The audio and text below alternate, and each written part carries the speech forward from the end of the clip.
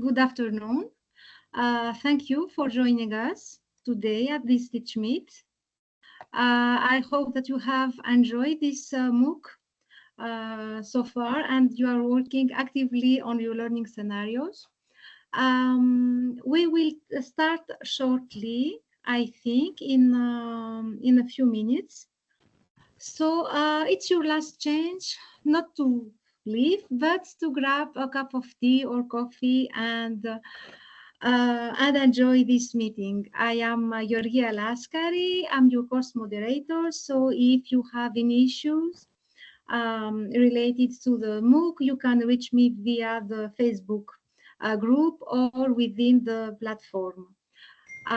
With us today, we have, of course, Giulia Lotina and Rute Batista, our amazing course moderators. Thank you for all your efforts on this so well-designed MOOC. And also Diego Fernandez, our technical magicians, who will be supporting us in this MOOC. Your microphones have been, hello Selman, your microphones have been muted, so if you want to communicate with us, you'll use the chat as in the webinars. So I think we can start. Okay, fine. Today, of course, the floor is not for us, it's for our 5 amazing teachers who will present their projects and we'll answer your questions at the end of all the presentation, of course.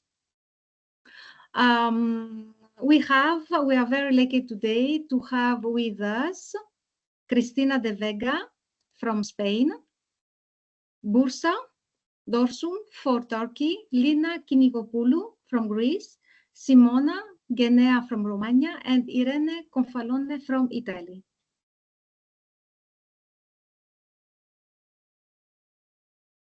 All is clear? The microphone. Yeah, it is. Okay, the presenters are ready. And if you want anything, you can ask us in the chat room. So, okay.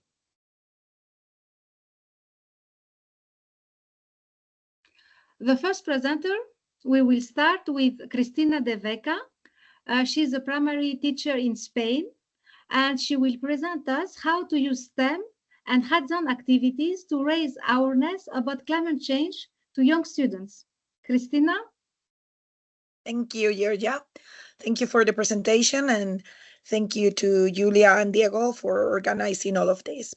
Well, I'm a primary school teacher, and I'm specialized on STEM, but also in English literacy. So I'm going to talk about 3 projects I develop in my class to raise awareness, in which I'm not only doing STEM, but I'm adding all that literacy part that goes with it.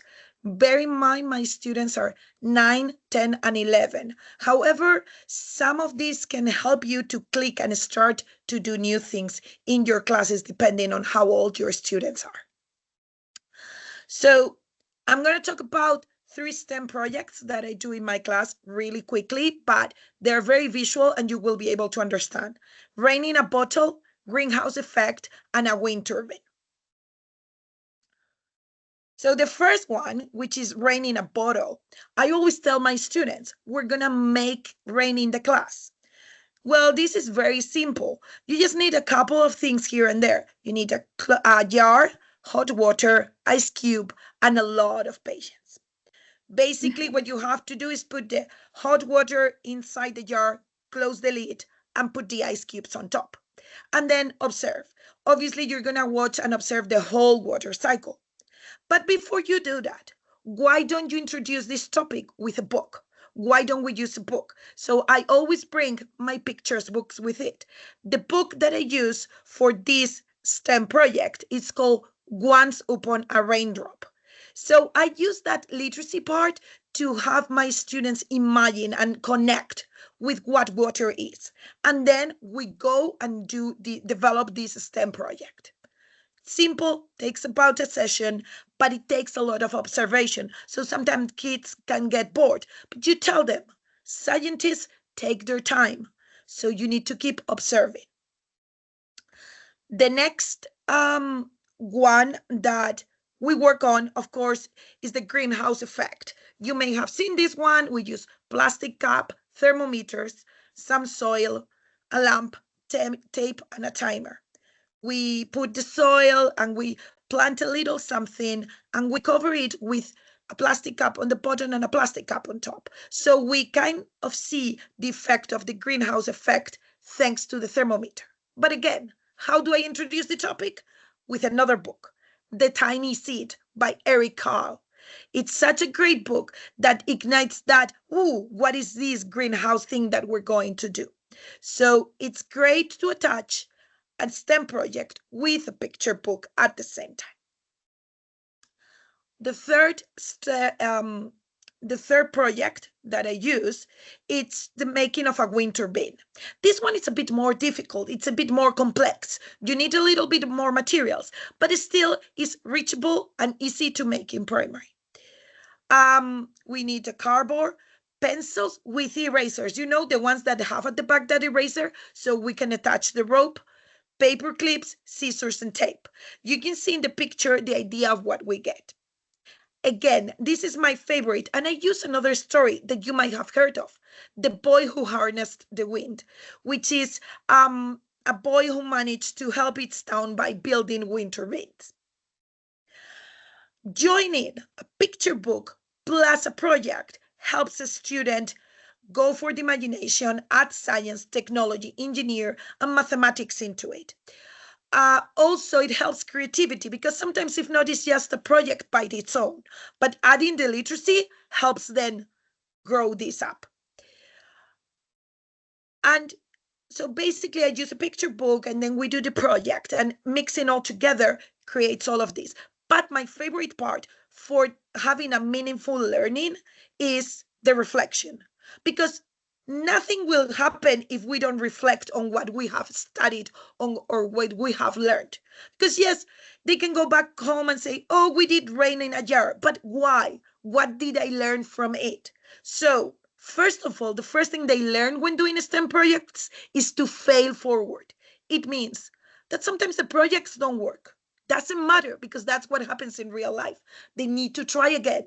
Failing is not unsuccessful.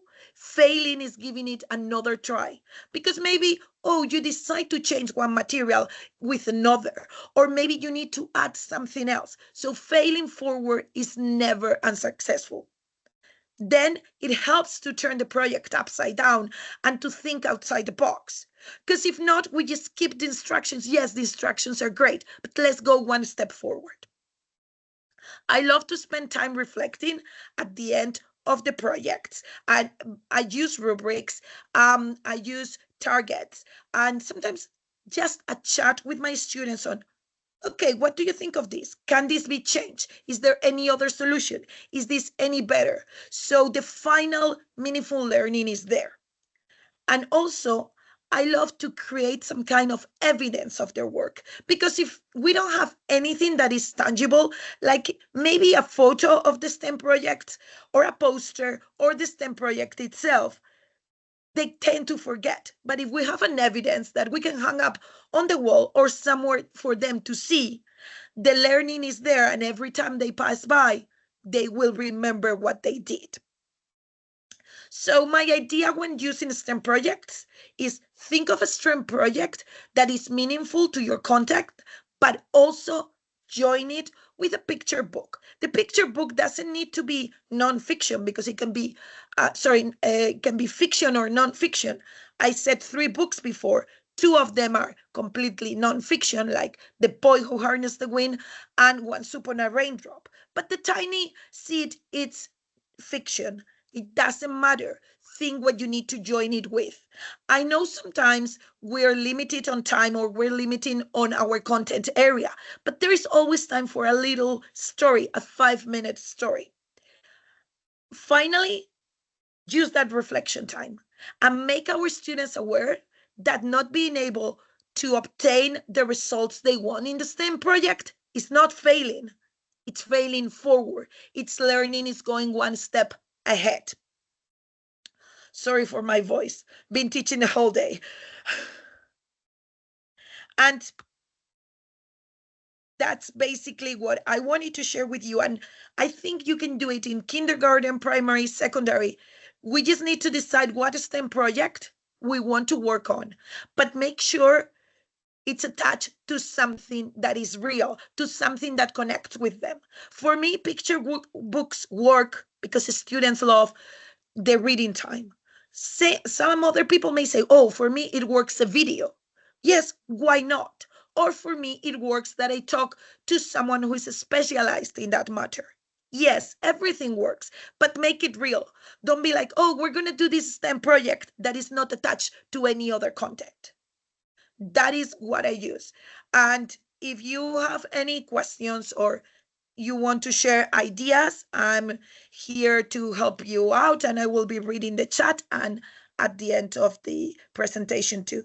Thank you so much. I know it's something short, but I think it gives you the general idea of what I do. Thank you, Christina.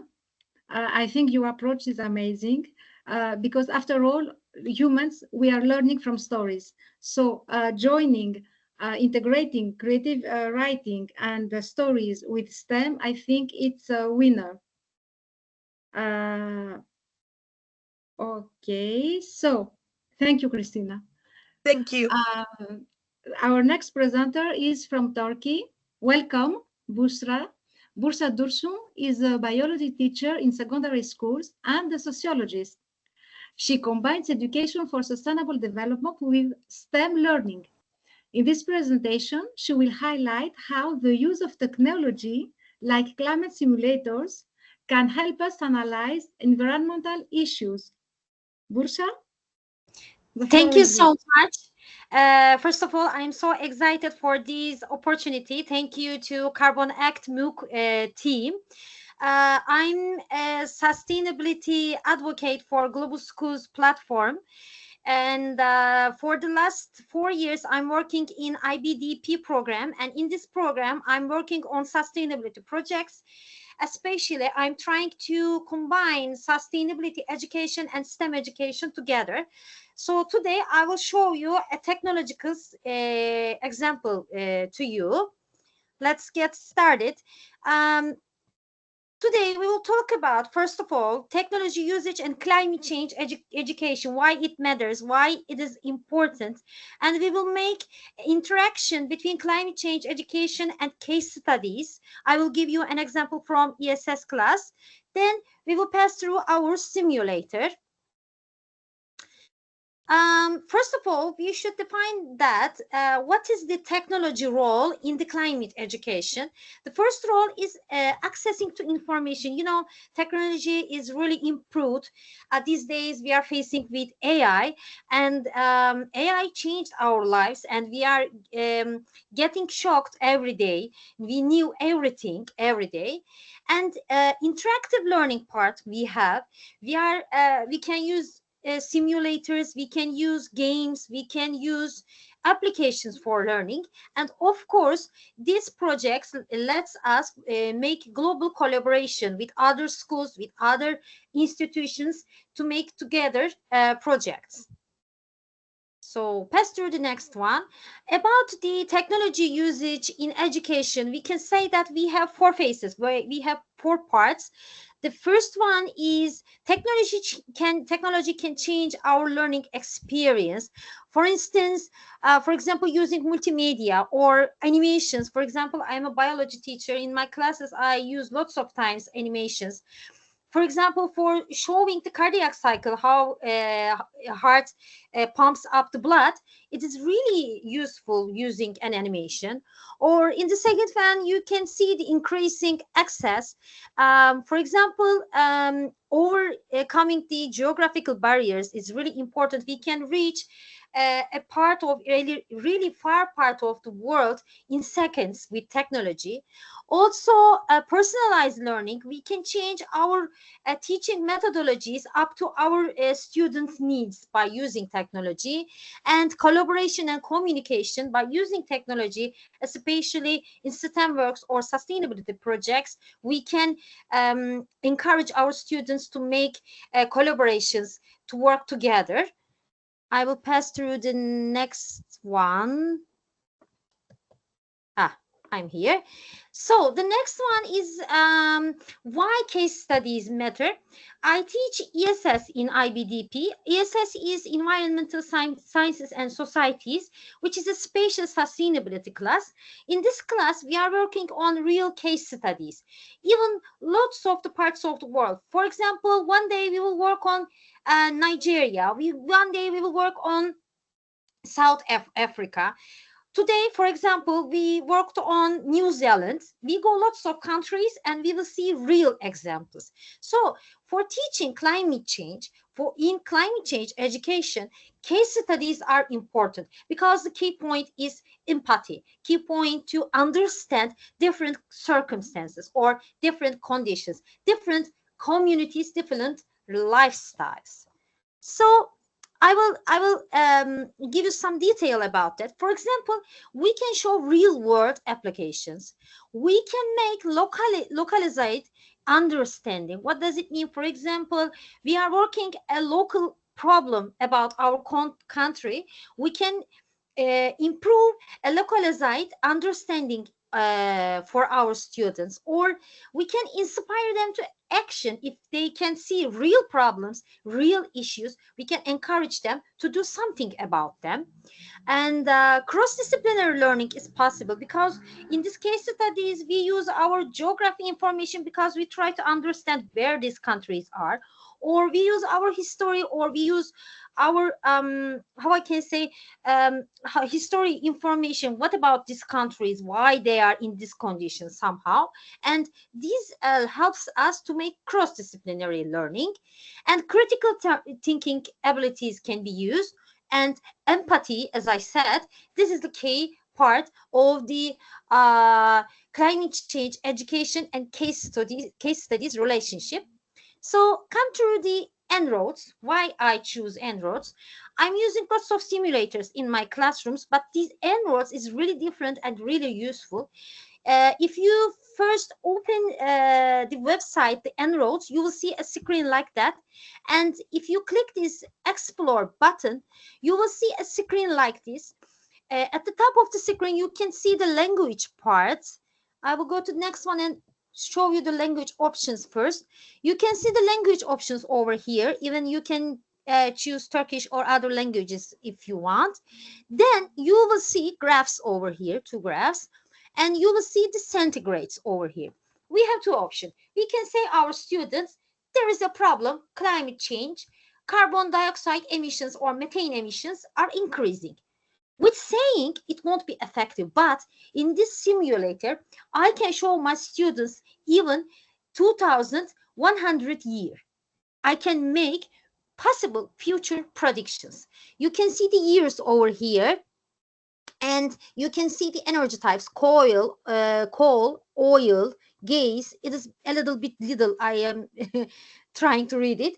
And renewables, energy, or new zero energy types. And we have bars at the down of the page. For example, you can change the taxes of coal. You can make it expensive, or you can make it not expensive, cheap. You can make it cheap. You can change. For example, when you look at the transport, you can increase the electrification of transport, or you can decrease the deforestation. When you change these bars, these graphics are changing. And we have lots of different graphics over here. For example, we can see coal energy, we can see net carbon dioxide levels, or sea level rise, even methane emissions, sulfur emissions, or temperature change, or what I have here, energy consumption. We have lots of different data and different graphics. By this usage, our students can learn how to read graphics, how to examine different data. It is really important for this, and we can say that it can be helpful for mathematical conceptual understanding, I guess. And for example, we have another two graphics over here: energy share transport sales and energy share total transport. For example, we can see graphics about the transport, the traffic usage. And you can see the centigrades. They gave centigrades as temperatures as centigrade and Fahrenheit. And when these graphics are changing, these are changing. Also, you can see two lines, blue and black. The blue one is our scenario. Also, I want to show you something else. Where is it? Sorry, I should go to back. Over here, we have a button, share this scenario. If you want to share a scenario someone, if you want to give a homework to your students, they can send you their scenarios as emails, or they can share their scenarios in platforms so they can affect other people's with sharing.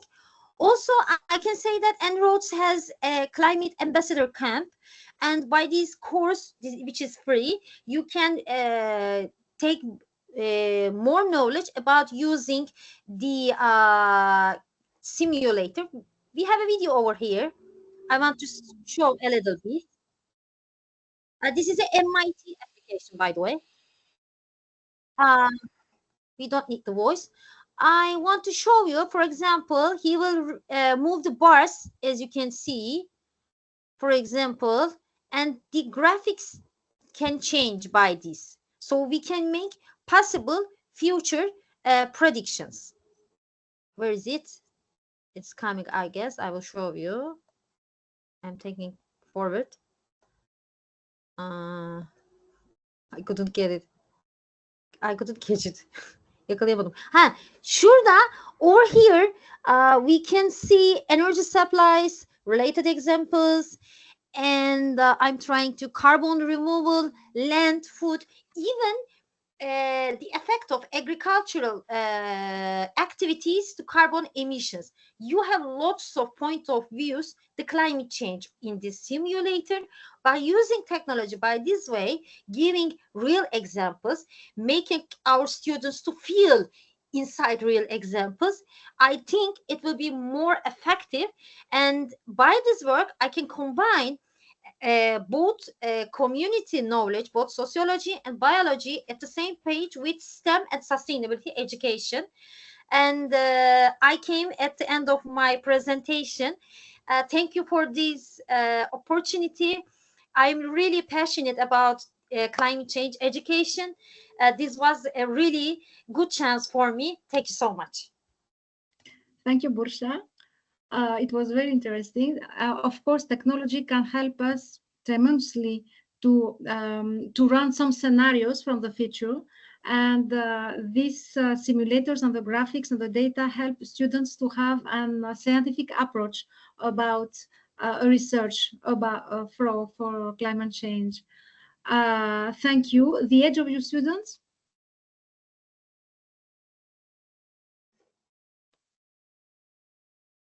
So next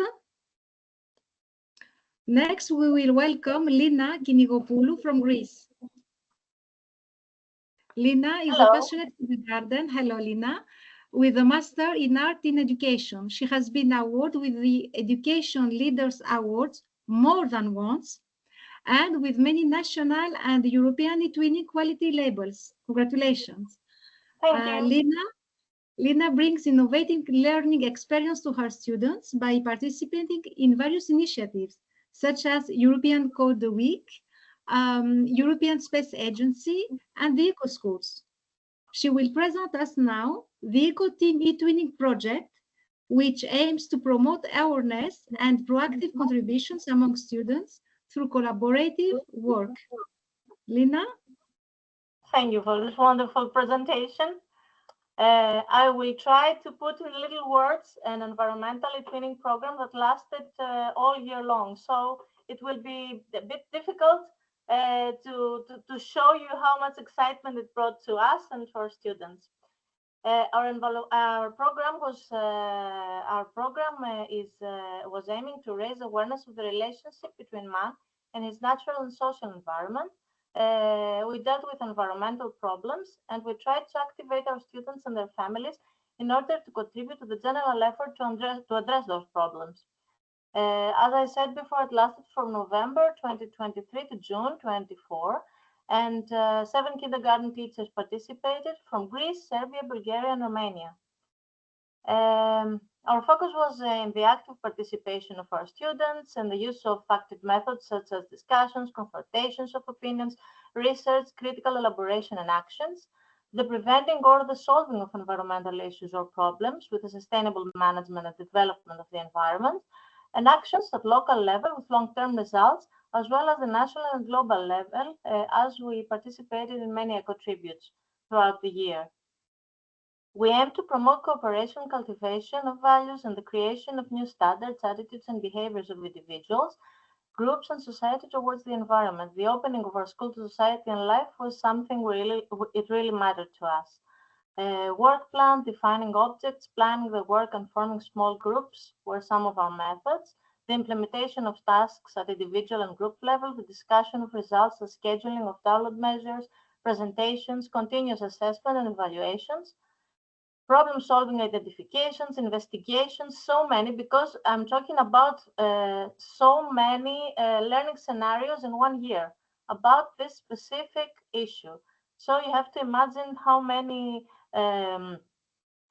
variables of the environmental problems of the climate change we tried to reach.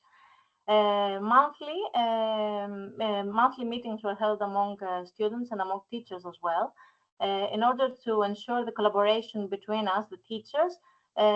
We used a lot of collaborative documents where we shared ideas about everything. We created a closed group in social media and Facebook. We used emails. Of course, we used the e-twinning platform, which has various places where we can interact. And we also formed interstate groups to help collaborate better. Our students met, interacted, showcased, played, and danced throughout those meetings. We exchanged codes, gifts, ideas. We participated as one in international eco-themed tributes and created multiple collaborative products. Those products were all shared in this twinning platform, so everybody saw everybody's videos, crafts, ideas, and everything. So children felt really honored and really happy to be able to show what they did to other kids. And etiquette and safety were something we really took it upon us to make sure that the use of internet in such small ages was really safe. Nevertheless, e-twinning is a really safe platform for children to interact, but we also took parental consents. We talk about safety in the internet to our children, and we held many seminars. Excuse me for those pictures, but I have technical problem with my photographs. As you can see, the children participated with so much joy, and because the ages our students who are 4 to 6 years old could not use the internet by themselves, they cannot write sentences, and they cannot interact in any other way. We used a lot of interactive tools such as DrawChat or Colorillo to paint and create things at the same time. Children found this very intriguing. Now I'm going to be presenting the eco-team tributes that we chosen to deal with. The first one was Outdoor Classroom Day. It was an art activity where we, inspired by the artist Andy Goldsworthy, who is creating natural art with natural materials in the nature. We gathered natural materials in our schoolyards. It was autumn, and we created art there. And then we pinned our activities in the platform of the Outdoor Classroom Day and got certificates for our children. The next tribute was World Soil Day, which is celebrated every November. In this particular eco-tribute, the children learned a lot about the soil and the importance of preserving its health. Healthy soil will continue to make life exist.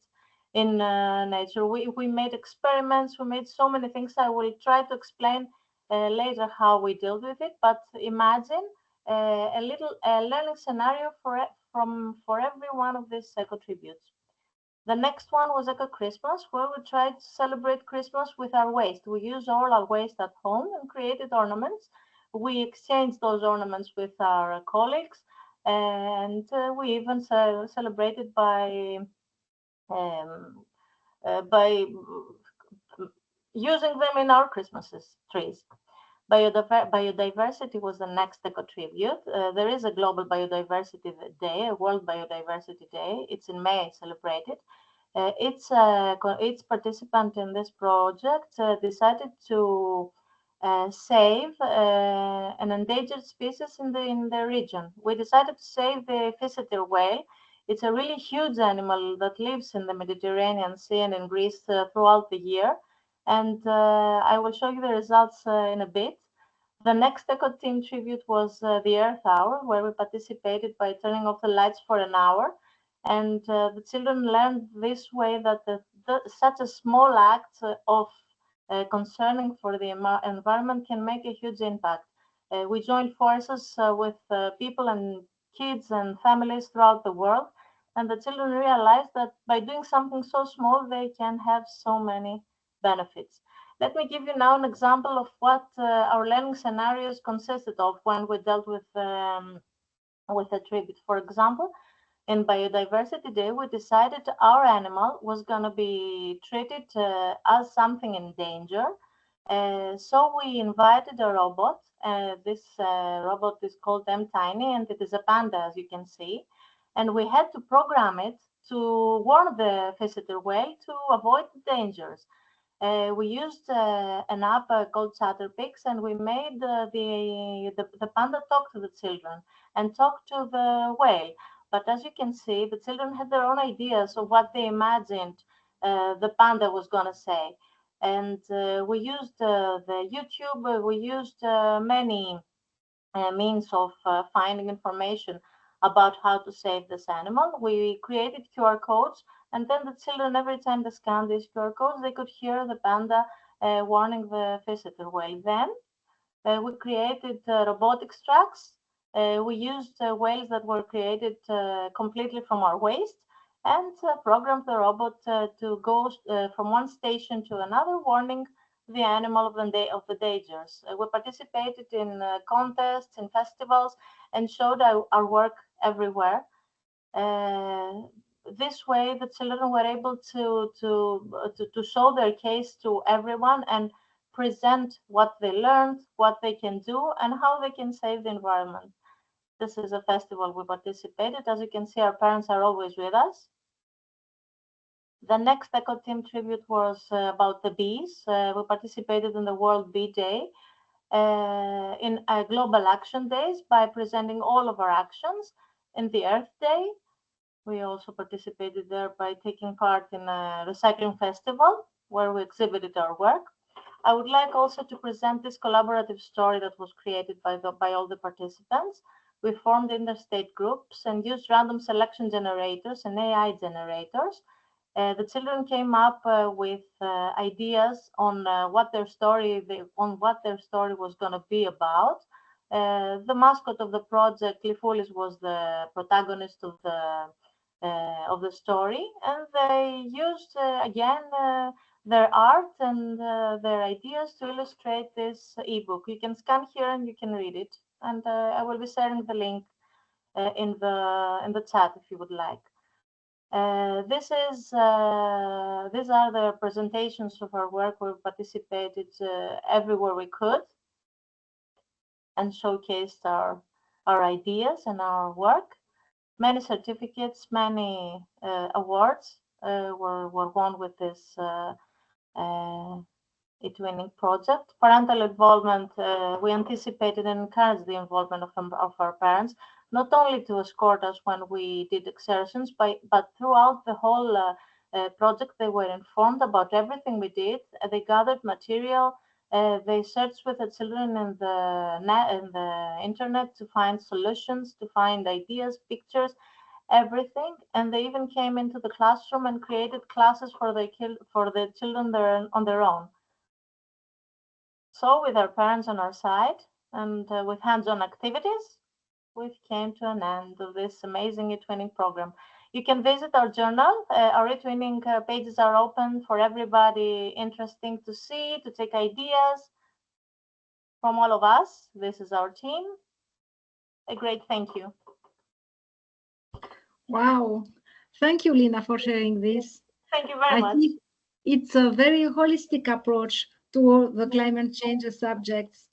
And really, when you are trying to teach complicated relations and complicated phenomena like climate change to young students, it's very difficult, really, to make them understand and participate.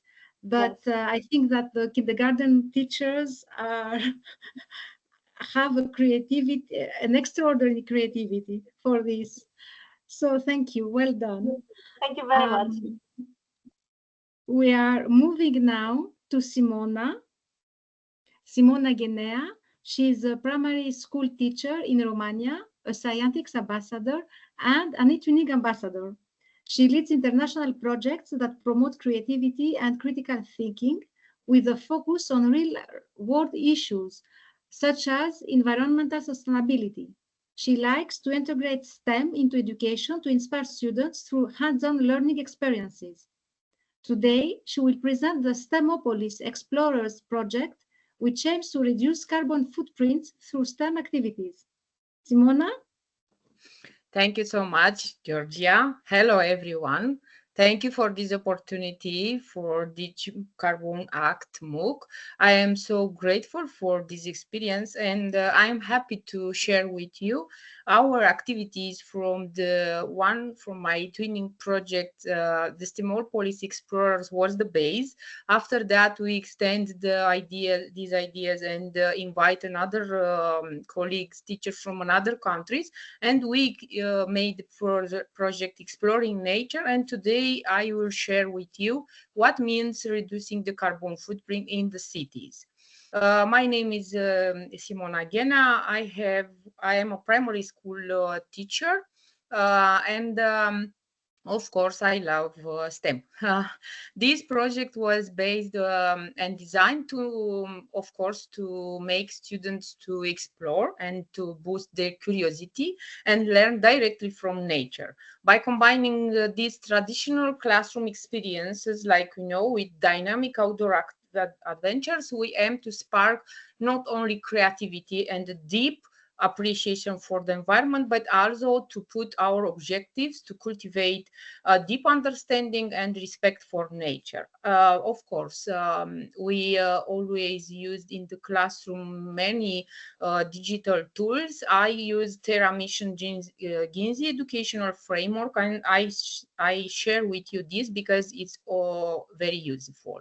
Because this program, these tools emphasize the experiential learning and provide the perfect foundation maybe you want to use in the future.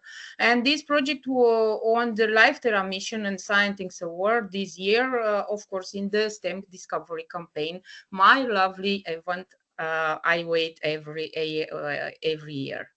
Our vision was to create a learning environment where students could utilize their natural surrounding as a dynamic laboratory.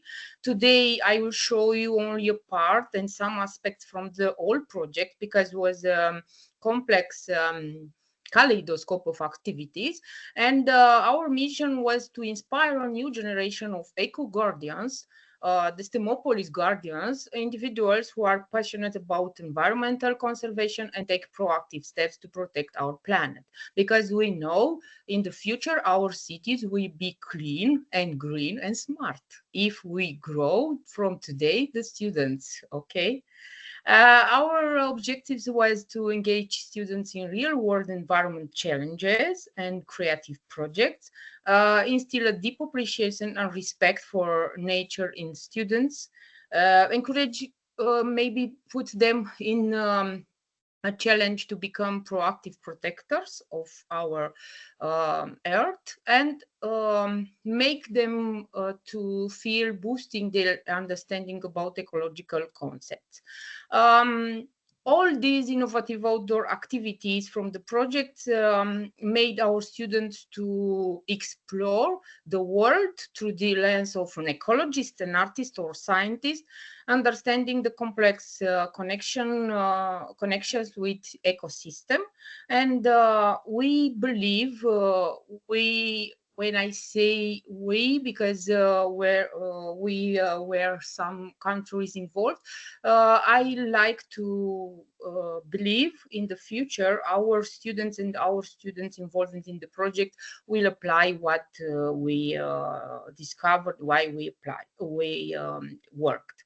The whole project was focused on some key points, like you see water protection, plants and tree, the life cycle of the plants, implementing the reduction and climate change.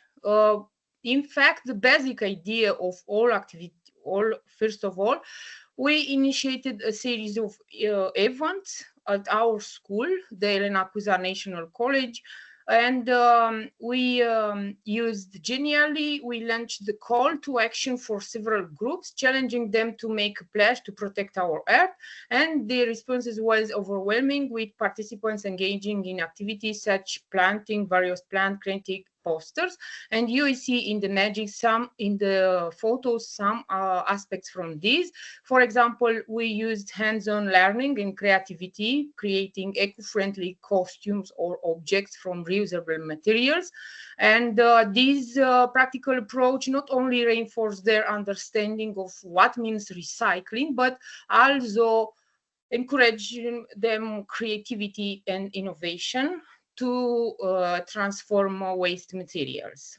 Some aspects from protecting water activity, and we sparking their creativity enthusiasm through this STEM, because they were engaging in various projects in some lab books to create or using digital tools.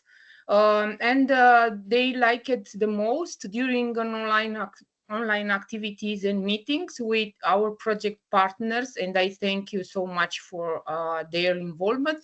They were happy to present experiments, and these experiments helped students to discover many physics and chemistry concepts maybe hard to understand.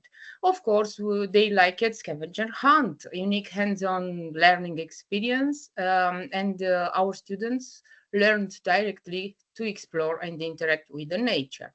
But today, I like to present our activities based on reducing carbon footprint activity, because our excellent course is based on Carbon Act. And students participate in an activity focused on understanding and reducing these footprint, and this activity included calculating their current carbon footprint, what means impact for students and parents, learning about these impacts on the environment, and to implementing strategies to reduce. In fact, the activity integrated concepts from science, mathematics, and social studies, and providing a holistic learning. And you can see in the comprehensive activity, students learn about their carbon footprint using an interactive approach involving multiple tools and resources. I invite my partners to explore an ebook with some instruction. They received this ebook with step-by-step instruction. After that, we use a link. Maybe you will see in the chat 8 billion trees kids carbon. It's an online tools free, and to analyze their impact. And of course, if you will check this link, this is for kids, but of course I will not hide from you the parents who are so curious to explore, because they are for parents in the right on the side, this to calculate for parents and for the whole house what means the carbon. And learning about carbon footprint, there you can see my students and my students partners at work. They calculate. After that, we make an ebook with all. For example, they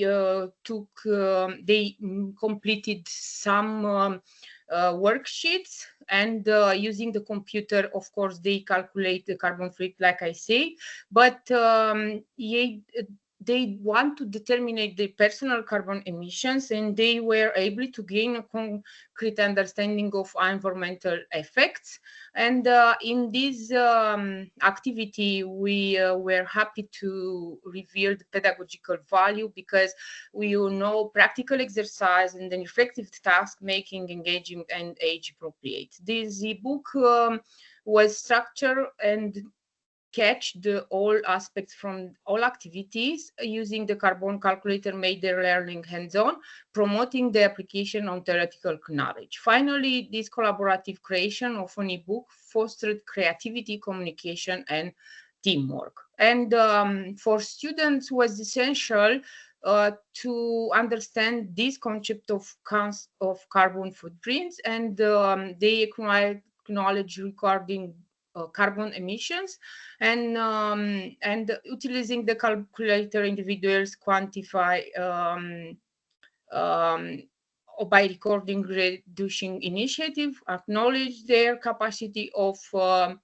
effectuating good environment change. Of course, the impact was on the long term. We hope that personal impact, because our students become more aware of the significance of decreasing carbon emissions, and maybe they will lead a greater sense of personal responsibility and action in the future. Community impact, because we created this ebook and share with other schools from our area and maybe more. And long-term change, maybe students gain a stronger grasp of environmental issues, and they will be encouraged. They were encouraged ongoing awareness and advocacy in their communities. In the final, the reducing carbon footprint exercise was a valuable learning experience that include digital resources, real-world application, and creativity. And students followed this an approach to learning, reflecting, and acting, which fostered a sense of responsibility. They not only learned the value of sustainability by creating this ebook with a solution for reducing carbon footprint, but they also become active participants in a bigger environment change. I put there photos with polar bears and global I'm sorry to jump on, but your time is running off. Yes, So, is the final. Yes, of course, for that. And don't forget what say Greta Thunberg. You say you love your children about or else, but you still want to steal the future, their future. And this is a picture of my students. She gave me the best comment. She told me not to change the picture of Tara in a picture from the memory box, please. Thank you so much. Thank you, Guinea. You need an hour to present all the activities of this project. Yes. Okay, it was amazing. You have outdoor activities, you have technology, you have creativity, you have everything. So think of me in your next TeachMeet project, please. Thank you. Okay, moving on. We are our last presenter, Irene Confalone. She's a secondary school English teacher in Catania, Sicily. And as a Microsoft Innovative Educator expert, she embraces technology. She believes in lifelong learning, and her motto is working together is better. I'm with you on that.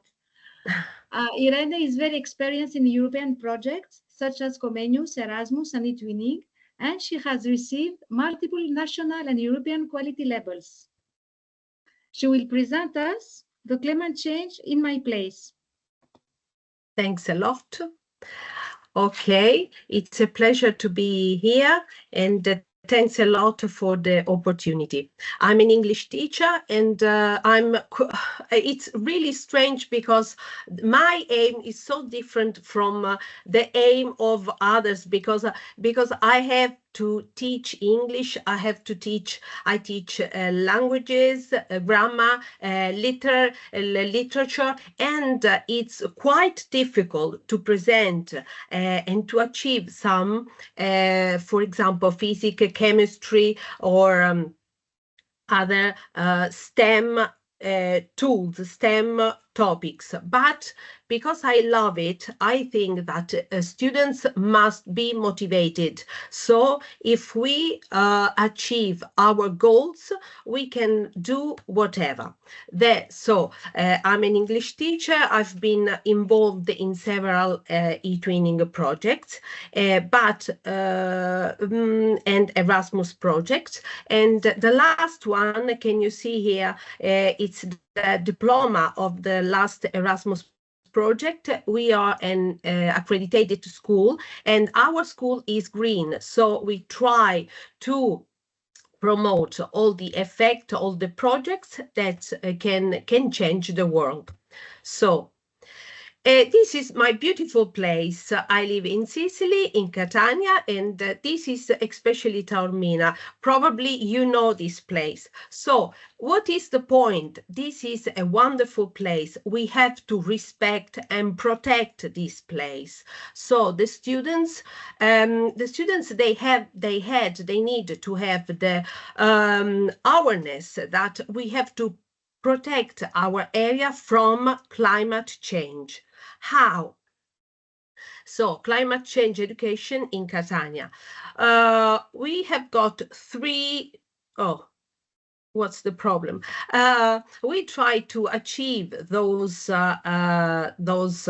aims, those goals, trying to study causes of climate change. So climate change is primarily driven by human activities such as burning of fuel fossil, deforestation, industrial process. Afterwards, we studied the effect of climate change in our town, in our place. In Catania, we have observed shifts in seasonal patterns, more extreme weather events, and change in local biodiversity. And afterwards, we try to find solutions. Solutions how? Our projects promote sustainable practices such as reducing carbon emissions, increasing energy efficiency, and supporting reforestation efforts. A wonderful wakelet that my students created. So what the aim of my project was that because I've been working so many times with small students, I've been teaching in primary school, and after 25 years I moved to the secondary school. The aim is try to motivate students, because most of the time they get stuck. They don't want to do anything. They just want to play with the mobile. Then the problem is try to motivate them and try to create something with a lot of digital tools. This wakelet I show you, they didn't know this wakelet, this tool. They studied the Agenda 2030, the climate change and the impact on water, and especially the problem of water and oceans. They created a logo, and we collected all these works in this wakelet. They try to observe the problems of the oceans and the microplastic on the oceans, and then they studied causes, effects, and prevention, ocean pollution, and etc. And they created other logos. They are students from 14 to 18. So I try to make them interested in the problem, but not horrified, terrified by the problem, because we live close to the sea and they have to respect the oceans. They studied, they created videos and etc. So afterwards, I want to show you, climate change at school, how we deal with our project. This is a very nice creation, products made by a student of 12 years old. She creates by herself a greenhouse effect. By herself at home, she for Earth Day, she created this wonderful water bottle, and inside she put the earth. And the earth is crying and is helping, she is asking for help. Then we participated to several contests for Earth Day, and we attended to several projects and climate change projects.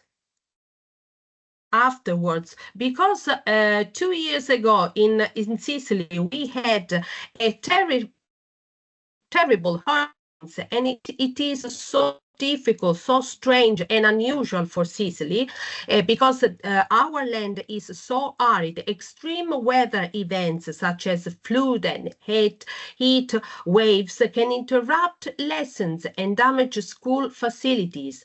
Even more, environmental education is becoming increasingly important to prepare students to face climate-related challenges in the future. Afterwards, I would like to show you this special app application that we used during our lessons. Through this tool, they were able to track our carbon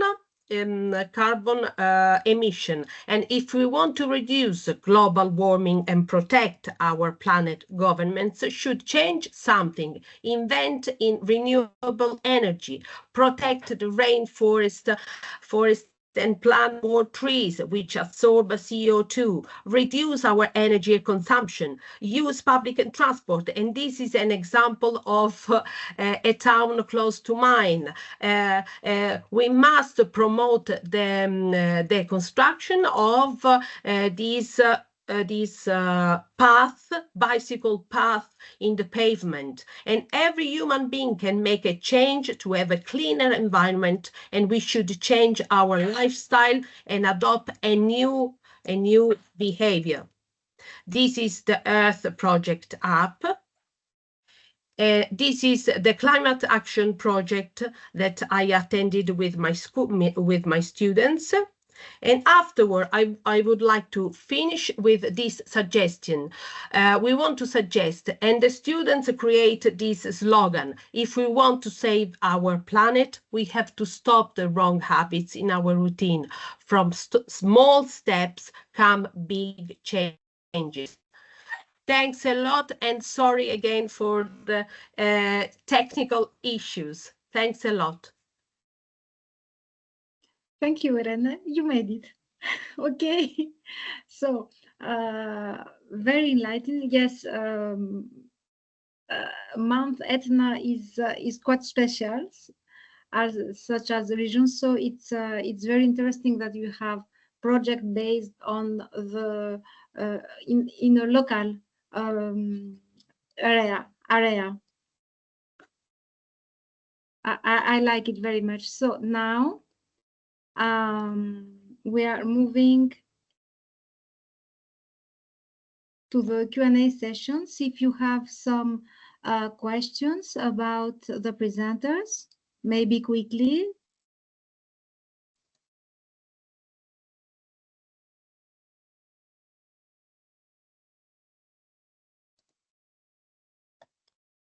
Julia, do we have some questions? Some that We don't have a lot of questions, but maybe what we can do to close the webinar is to invite each of you, you as well, Georgia, to say something encouraging for other teachers to teach about climate change, whether it is an advice or some encouragement, something you'd like to say, and then we can close for today. Okay, for my part, I think that if you want to teach something, you are very passionate about a subject on climate change, the students will follow. Okay, you have to set the example, and you don't have to be afraid to try different techniques and different subjects. It's all okay. The students can sense that you are interested in this, and they will follow.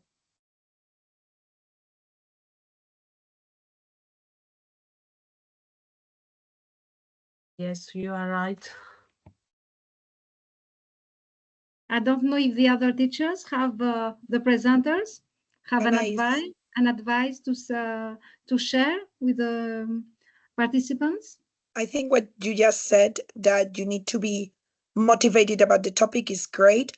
And also, don't try to take a lot of things at once. Go one step at a time. Sometimes it can be overwhelming if we want to reach everything.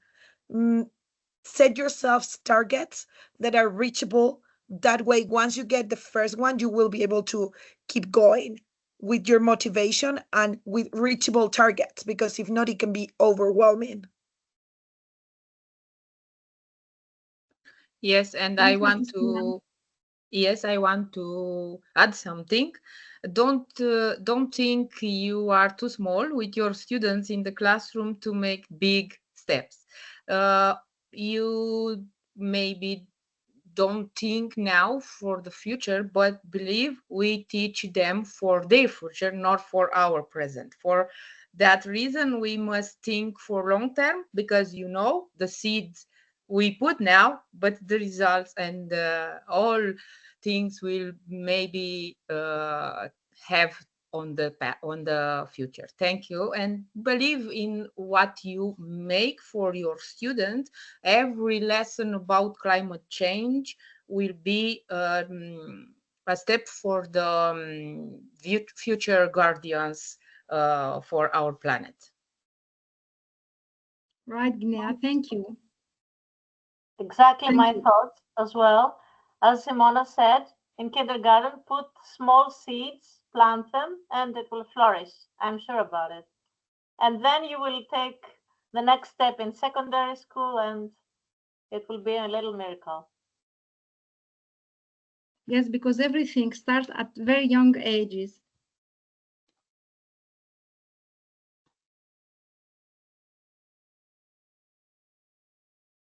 So I think if there is nothing, no other questions. Can I say something, please? Of course, Bursa. First of all, there was a question about En-ROADS in the chat box, which is related with the spatial data about spatial countries. There is no option for that, but you can do this in the help button. When you check out the help button at the top of the application, you can see register your En-ROADS event. If you register your event, you can do online scenario establishing events with other countries or with other schools. You can change the bias up to your conditions, up to your circumstances, or up to your social economical levels. Then you can produce your specific scenario and you can share with other people, so you can see how their possibilities and how your possibilities. For example, how can be a future for Turkey, or how can be a future for Niger, or how can be a future for Austria, for example.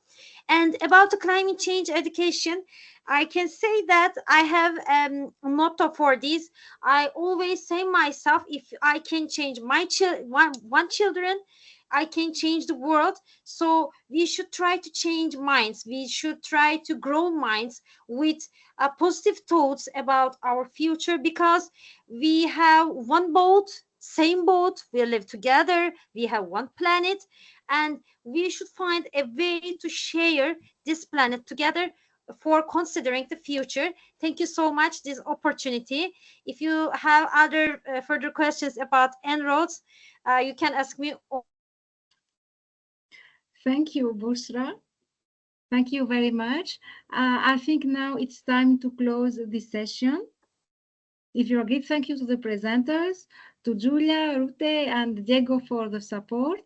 So I think everyone has great ideas now for the learning scenario, and everything you need, you can join us to the Facebook group. I'm sorry, or at the forum discussion in the platform. Good evening. Good afternoon. Thanks a lot.